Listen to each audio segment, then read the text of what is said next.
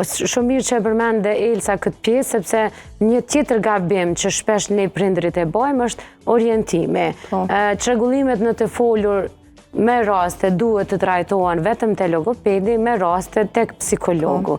A mundesh me ma bë dallimin kur te psikologu dhe kur te logopedi? Po, atëherë te logopedi zakonisht fëmijët i dërgojmë kur nuk munden mi formu fjalët, mi shqiptu fjalët, tingujt, do me thonë ma shumë për gjuhën, për shqiptimin e fjalëve.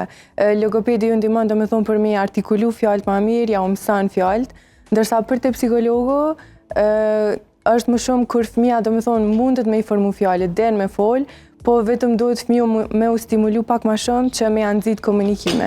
Do me thonë nuk kemi nevojë me mësu fëmiju në qysh me i shqiptu fjalë, qysh me folë, qysh me i formu, po vetëm me nxit, me mësu fjalë tjera, me nxit që fëmiju me komuniku ma shumë.